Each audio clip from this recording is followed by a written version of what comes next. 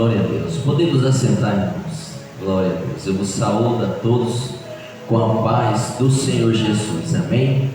Glória a Deus. Como eu já tinha falado com os irmãos, todas as quinta-feiras eu vou estar trazendo aqui a exposição do livro de Daniel. São 12 capítulos do livro de Daniel. Vai haver capítulos que vai dar de nós ter 2 capítulos em uma única quinta-feira. Vai ter quinta-feira que será um único capítulo. Quando nós falamos a palavra exposição, nós estamos aqui trazendo um texto da Bíblia Sagrada de forma detalhada, ou seja, falando o seu real sentido. É algo que também nós vamos estar trazendo em forma de pregação também, mas o intuito é de nós aprendermos e conhecermos mais da palavra de Deus. Quando nós fecharmos os 12 livros de Daniel, nós vamos trazer a explicação de todas as parábolas da Bíblia. Como eu disse para os irmãos, é uma curiosidade minha, quando aceitei o Senhor Jesus, saber o significado de muitas coisas do livro de Daniel, Apocalipse, as parábolas, porque eu tinha curiosidade de entender e muitas das vezes não tinha quem me explicasse e nem alguém que trouxesse a forma expositiva. Então foi algo que no meu ministério eu foquei em aprender esses detalhes para nós aprendermos. A própria palavra do Senhor também diz que o meu povo perece por falta de conhecimento. A Bíblia também nos fala: devemos crescer na graça e no conhecimento do Senhor Jesus. Amém? Vamos dar início a Daniel, capítulo de número 1. A educação de Daniel e outros jovens hebreus na corte de Nabucodonosor. No ano terceiro do reinado de Joaquim, rei de Judá, veio Nabucodonosor, rei da Babilônia, a Jerusalém e a sitiou, ou seja, cercou. E o Senhor entregou nas suas mãos Joaquim, rei de Judá, uma parte dos vasos da casa de Deus, e ele os levou para a terra de Siná, para a casa do seu Deus. O Deus de Nabucodonosor era o Deus Bel.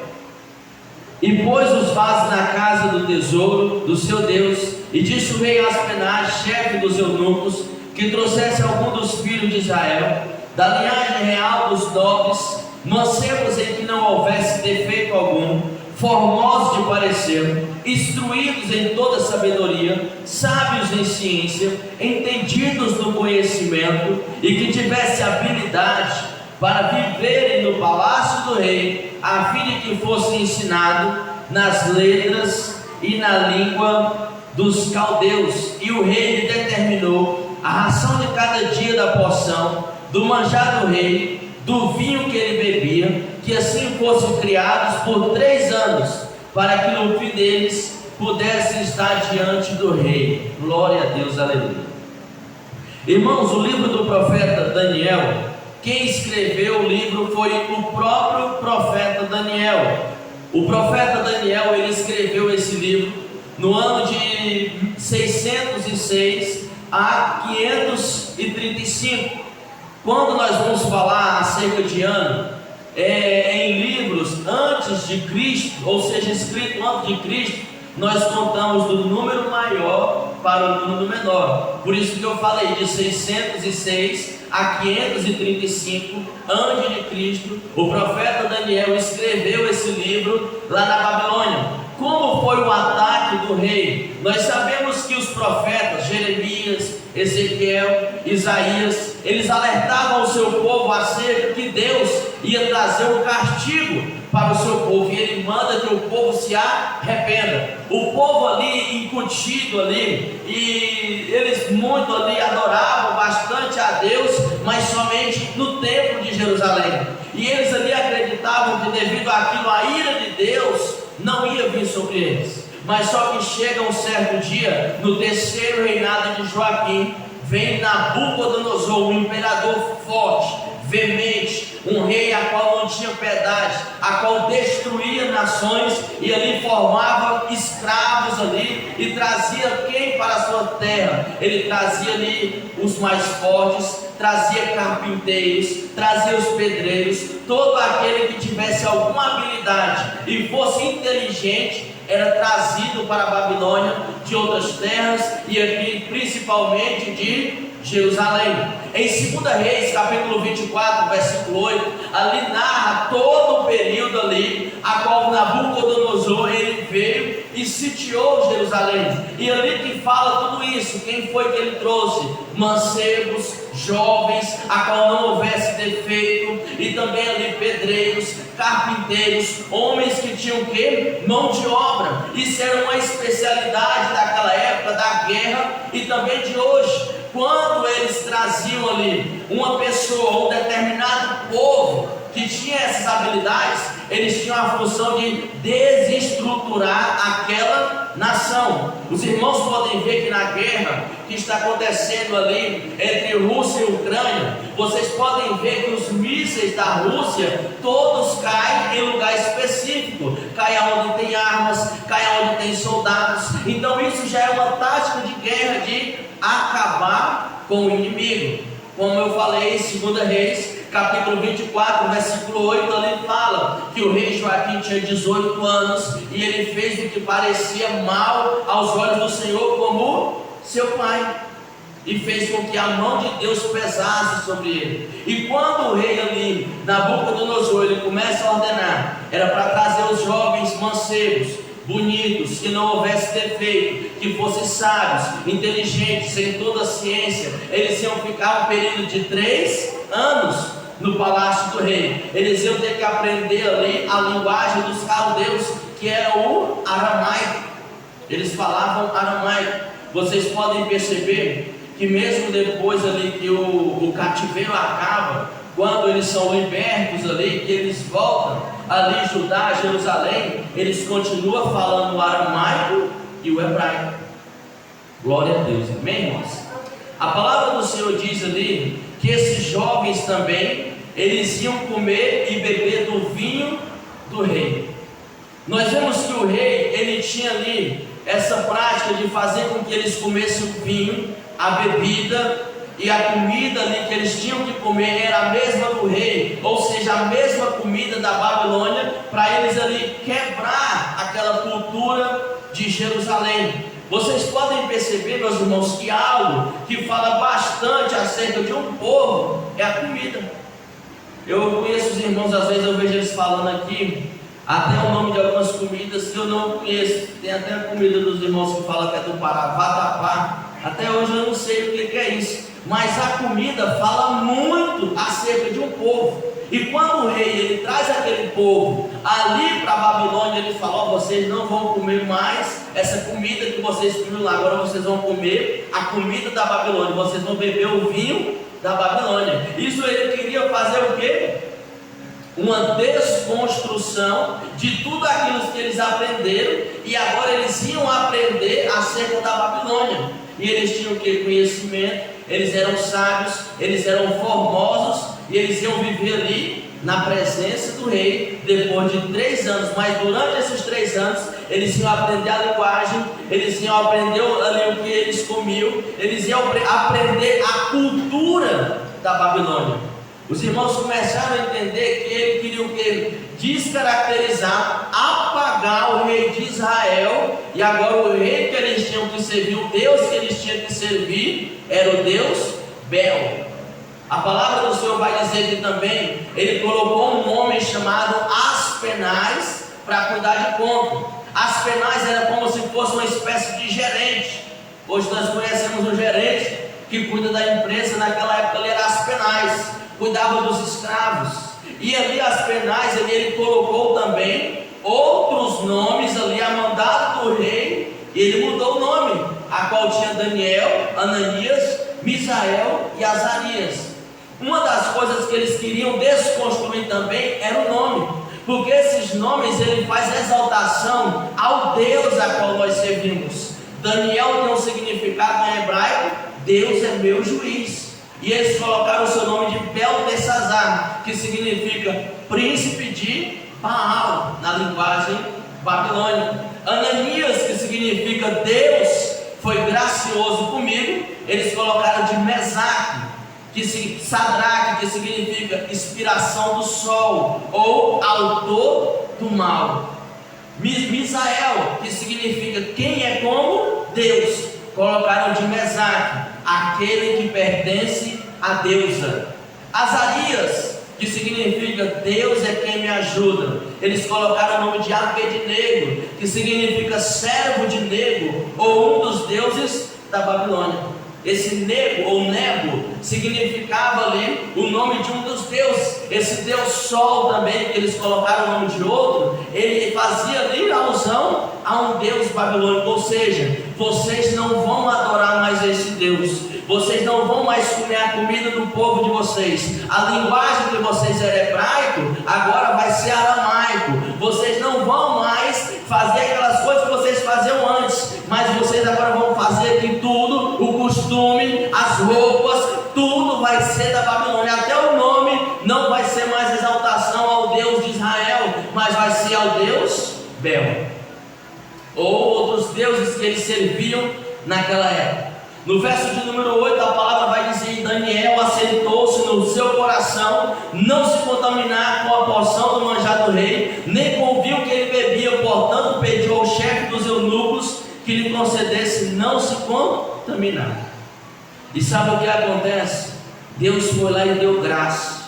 Deus foi lá e fez com que o eunuco ali, o chefe dos eunucos, permitisse que Daniel não comesse daquela porção. Nós vemos que Daniel, irmãos, a palavra quando fala mancebos, significa jovens, que é a idade entre 15 e 17 anos. Segundo alguns historiadores, Daniel tinha 17 anos de idade. Ele era o que? Um adolescente, ele era um jovem. E quando ele foi levado para ali, nós sabemos que os judeus, vocês podem ver Jesus quando tinha 12 anos de idade, ele já estava no templo. Quando uma criança judia, ela tinha 5 anos de idade, o pai dela já ensinava ela a lei do Senhor, o pai dela ali já mostrava ali os mandamentos, e o primeiro livro que eles liam era o livro de Levítico, que era o livro da lei. Com 5 anos de idade, uma criança já sabia da lei de Deus. Com 12 anos de idade, nós vemos Jesus entrando no templo e ali desafiando os doutores. Nós aprendemos que com 12 anos eles já iam para o templo, e também ali eles participavam e iam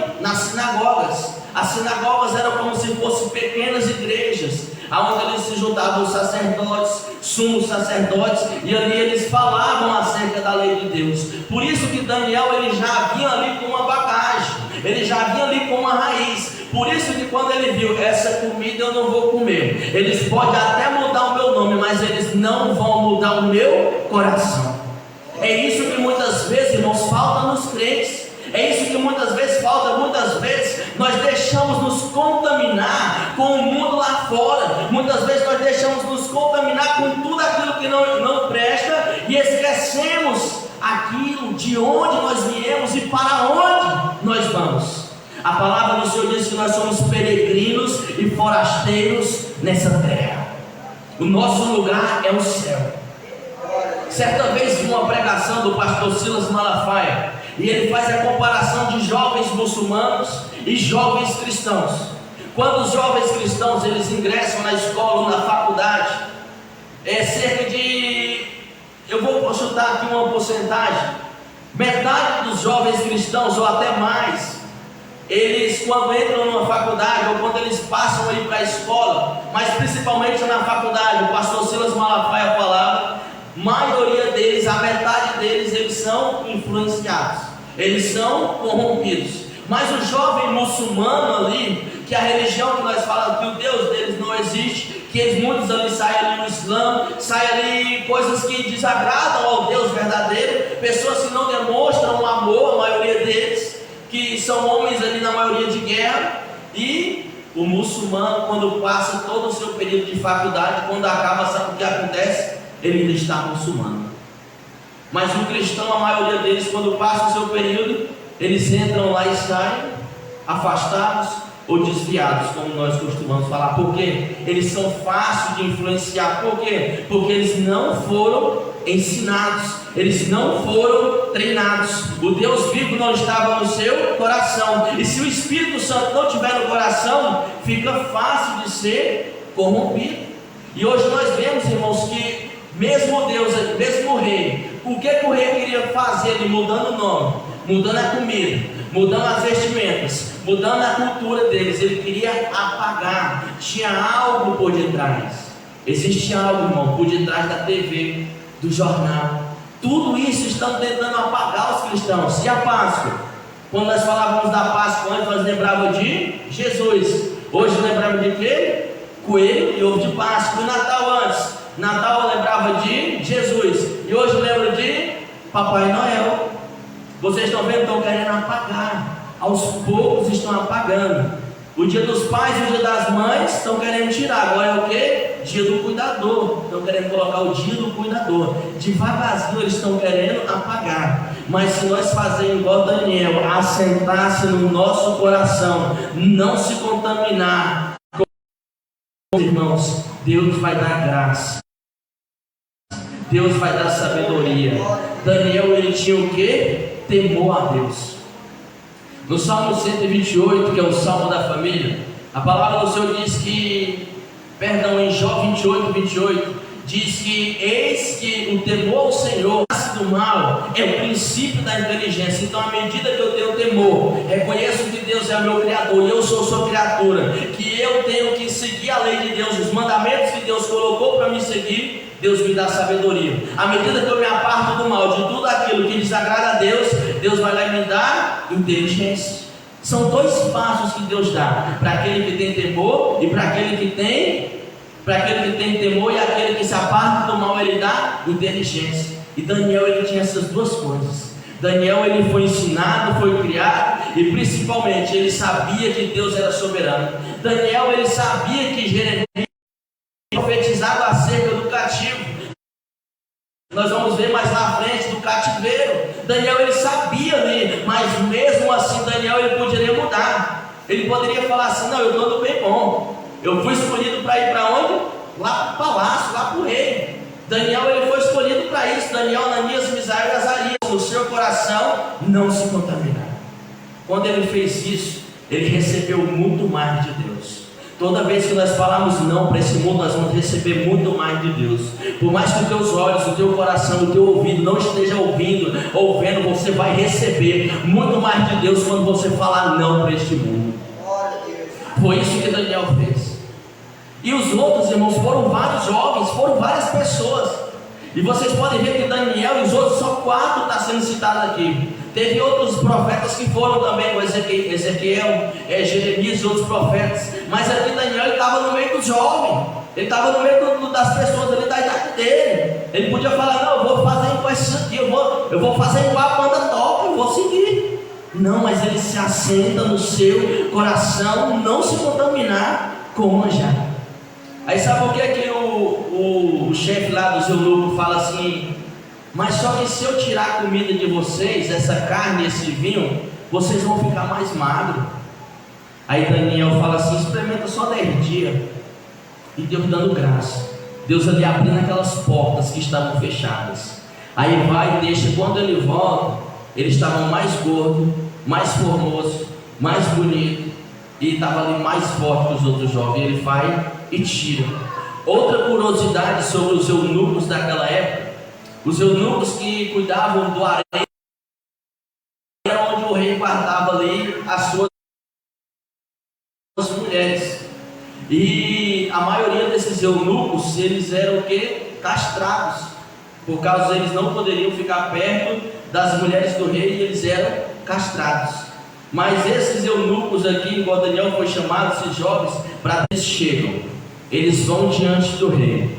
No versículo de número 18: e o fim dos dias em que o rei tinha dito que os trouxesse, o chefe dos eunucos os trouxe diante de Nabucodonosor, e o rei falou com eles, e entre todos eles não foram achados outros tais, como Daniel, Misael, Ananias e Azarias. Eles foram achados mais sábios do que todos os magos, astrólogos daquela época, dos homens mais sábios em ciência, em inteligência. Ninguém foi achado mais sábio do que ele. E a Daniel, Deus deu o que? Visão de sonhos. Deus deu mais um dom para Daniel.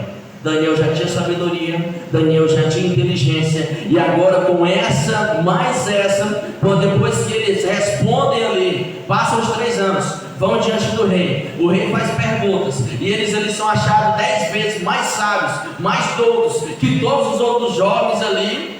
Aí vai no versículo 21, diz: e Daniel esteve até o primeiro reinado do Ciro. Ciro é um rei persa, ele não faz parte do reinado babilônico. Ele vem ali para destruir, matar e tomar. Futuramente nós vamos estar falando sobre eles. Mas vocês podem ver o que? Que reinos caem, mas Daniel continua de pé. Reis são mudados, mas Daniel continua de pé. Muitos já podiam apontar o dedo para Daniel e falar: tu não vai comer não? Tu não vai beber esse vinho não, Daniel? E Daniel, assentando no seu coração, não se contaminar nem com o manjar que é comida, e nem com o vinho que o rei bebia. Daniel, ele tinha temor a Deus. Ele sabia que eles iam ser cativos, eles sabiam que eles iam passar um período na Babilônia, mas ia passar. Mas também ele sabia que depois da correção, depois da disciplina de Deus, eles iam voltar para Jerusalém. O templo foi queimado, foi destruído, a cidade foi saqueada. Eles levaram ali os vasos de Deus ali para o templo ali do Deus Bel, para aquele templo ali daquele Deus pagão. Mas só que Daniel sabia que ele não podia esfriar a chama de Deus que tinha no seu coração. Daniel, ele sabia que ele não podia se contaminar com aquelas coisas, porque senão ele ia falhar com o seu Deus. Daniel passou 70 anos preso, 70 anos na Babilônia. Ele viu seu povo sendo morto, escravizado. Ele podia fazer tudo ali, ele podia ter mil e uma desculpas para abandonar a Deus, mas não, sendo fiel e temente a Deus durante todo esse tempo. E a Babilônia era um lugar onde ali muitos homens ali, mulheres ali, eles viviam de forma de promíscua, eles viviam de forma de libertinagem, ali, eles não respeitavam nada. E Daniel vendo tudo aquilo, mas a integridade. O nosso mundo não está diferente. Se você ligar talvez a televisão ali e talvez até a internet, você ali rolar a tela infinita do seu Facebook, querendo ou não, você vai passar talvez por algo ruim ou ver o que estão fazendo nesses carnavais, essas coisas, exaltação a Exu. Assim para você, irmãos, nós temos que continuar com a nossa integridade, temos que continuar buscando a Deus. Nós pode ser poucas pessoas fazendo isso, mas faz. Daniel só era 4 ali com criança, ele quer passar aquilo para os meninos, quer passar aquilo para as crianças, por causa que a orientação dele é diferente, porque ele acha que nasceu talvez num corpo errado. Ele quer dizer que a criança nasceu, sendo que isso é uma mentira. Hoje vocês podem ver nas faculdades, falar que ele é crente, ele vai ser caçoado, vai ser zombado, vai ser escarnecido. Está aí a pastora Emerita que se formou e na faculdade muitas vezes ela relatava que sofria somente por dizer que era crente. Mas se você disser que você é crente de verdade, Deus vai lá e te abençoa. À medida que você padece, Deus vai lá e te exalta. À medida que você sofre, Deus vai lá e te fortalece. À medida que você diz não para as coisas do mundo, Deus vai lá e te abençoa de todo mundo. Mas depois que passa no outro dia, elas estão tristes, estão decepcionadas, estão vazias. Sabe por quê? Porque essa alegria do mundo ela é passageira, ela não vale nada, é só naquele momento. Depois que passa tudo aquilo, acabou. No outro dia você está sozinho. E os amigos do mundo, como é que eles são? É somente naquela hora. Porque quando passa no outro dia, quando está sozinho, quando está doente, quando está enfermo, só os verdadeiros vai aparecer. Só os verdadeiros vai te oferecer algo de Deus. Só os verdadeiros vai te oferecer alguma coisa. Esses são os amigos que Deus ele quer que você tenha. Esses são as amigas e amigos preciosos. Não somente nas horas fáceis, nas horas boas, mas também nas horas ruins. Esses são os seus amigos. Amém, meus irmãos? Vamos se colocar sobre os pés.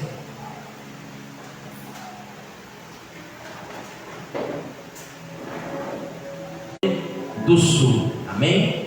Vamos fechar os nossos olhos. Soberano Deus, eterno Pai, Senhor, Criador dos céus e da terra, Estamos aqui, Senhor Jesus, nessa noite para louvar e agradecer pelo Teu santo nome. Nós estamos aqui, Senhor Jesus, também para pedir perdão pelas nossas falhas e pelos nossos pecados, ó Pai. Pois a Tua própria palavra diz que não há um justo sobre a face. Que o Senhor venha abençoar, Senhor Jesus, essas